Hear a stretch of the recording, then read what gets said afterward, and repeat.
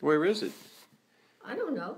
It's not in this book? No. You should have gone and take a picture of the Forstall Street sign. That is our mission, is to find those bricks, those tiles, and take a picture of it. All right. We could probably Google it and find out where it is. We're going to do it.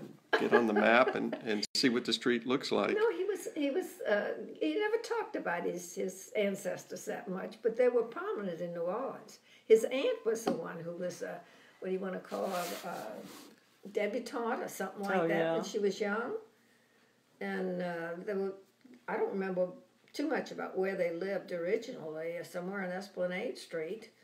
But A.J., his father, worked for the Cotton Exchange. Oh, yeah. And he died young, though. He was like 53 when he died. And A.J.'s mother remarried, and that's why she lived in Mandeville. A.J. was her second husband. Mm-hmm.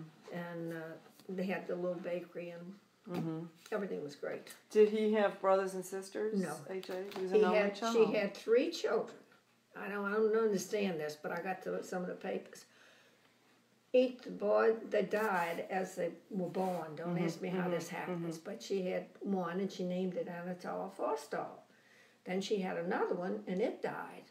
And his birth certificate shows Anatole Forstall. Okay. He was the only one that lived. So she named them all the same name. All the same name. Weird. 3. Isn't that something? I never heard of. But she just wanted that name. She wanted that name. It was a family name. And she wanted that name. In what year was he born? 1921. Okay. I'm 22. He's 21. Okay. I can remember years ago when I worked the job with the government. I worked with I can't remember the name of the place.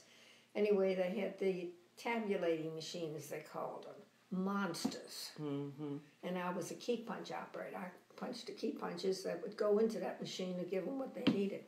But that was the beginning of the computer.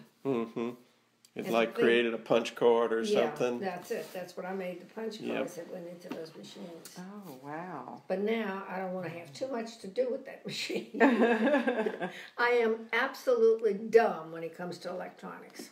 Well, you know how to send email. I know how to do that, but that's well, about there you it. go.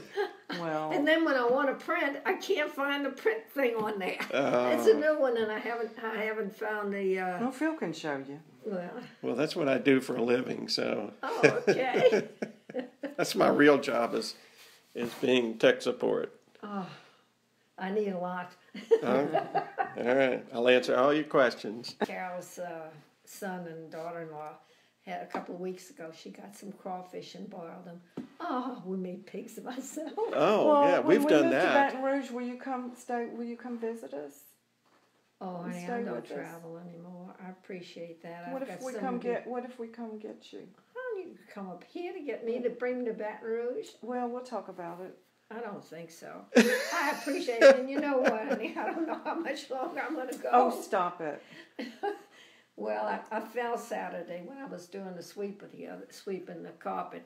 I fell on my butt. Yeah. And I mean, I fell real hard. I am so stoved up in this area in here, and my stomach is swollen, and I'm not too happy about that. But I think it's going to be all right. Well, is that chair comfortable? Do you want to move to another chair? I'm perfectly all right. You just need to be more careful. I can't be more careful than I am, but falling, I'm not that steady on my feet. And there's not much they can do. I have to, and I'm trying to exercise. Of course, now this I'm not going to be exercising for a while. Yeah. But I do light exercise to keep me mobile. Yeah. Just to keep everything flowing. Well, you're doing much better than a lot of people we know. I know that. I know. I that see are yet that much every younger. day. Yeah. Yeah. So. But I've always been a kind of a health nut. You've always been active. And active. You did everything around your house. I did. And I'm still trying to do it, but I think I'm going to have to stop because I just don't feel like the fall is worth. Yeah, well, thank God you didn't break a hip. Yeah, well, honey, I fell right by the chair over there. I was running the sweeper, and I stopped it to do something, and somehow or other, I went down, and I mean, when I hit, the pain all the way up here was unbelievable. And I've got rolls up here that are, I know this is all swelling. Yeah, yeah. But I was reading in a little AARP magazine that comes out every month, I believe, and it said back problems, if they don't, they'll usually correct themselves within a month. I got a whole month of dragging around. Do you ice it or anything? I use heat. It's sort of like a GPS or something. I don't know how it works, but the little thing over there, every month I have to check in. Yeah.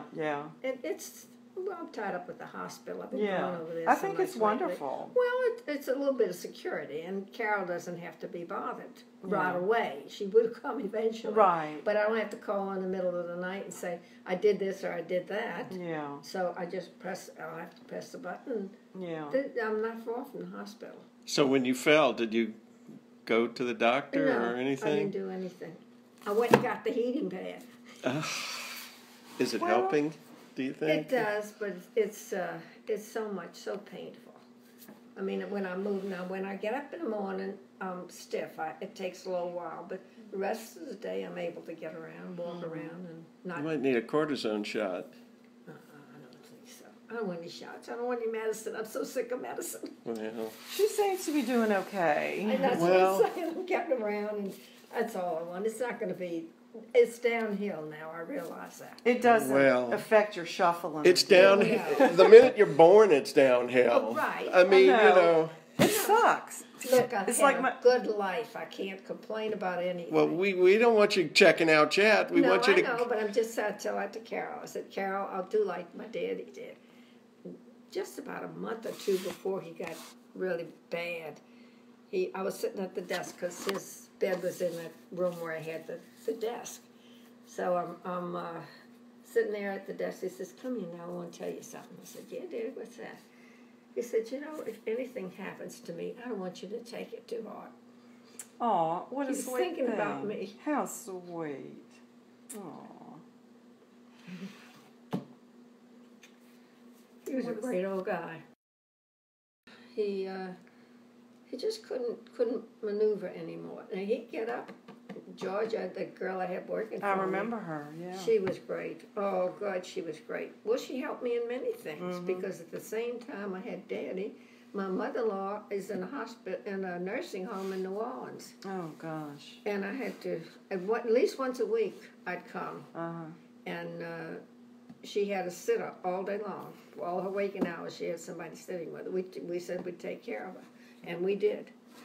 And Georgia, I could leave Georgia with Daddy. And how that happened, I was going to New Orleans every now and then. I still had things to do in New Orleans. And one Friday, I came home and he was on the floor. And I said, oh, what happened? And he says, I don't know. I just went down. So from then on, I got somebody at home. So I had sitters here, sitters there. Oh, it was kind of but we did fine. And Georgia, if I'd have something cooked, and she'd say, what do you think we ought to cook today? She'd cook it. Yeah. She'd take care of Daddy, come in, bathe him every day, wipe him down, make sure he ate breakfast.